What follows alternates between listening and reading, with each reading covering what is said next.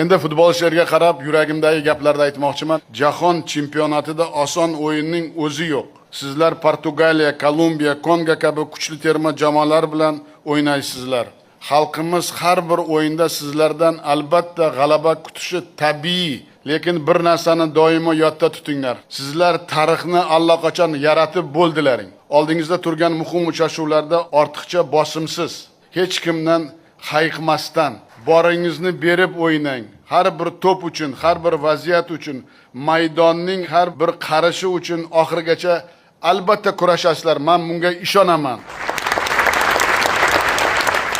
Barcha mas'ullarga, elchilarga topshiriq berganman. Mundialdagi barcha o'yinlarda fan klublar a'zolari, minglab futbol muxlislari, Amerikadagi vatandoshlarimiz ham stadionda sizlarni qo'llab-quvvatlab turadi. Maydondagi har bir harakatingizni 40 millionga yaqin xalqimiz ekran ortida katta hayajon bilan, katta umid bilan, hayqiriq bilan kuzatadi.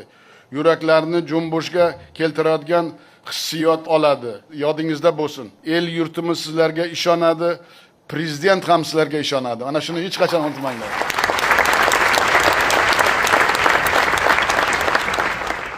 Boringlar, mardona o'ynanglar. Vatan sharafini munosib himoya qilishlaringga ham ishonaman. Mana shunga sizlar sazovorsizlar.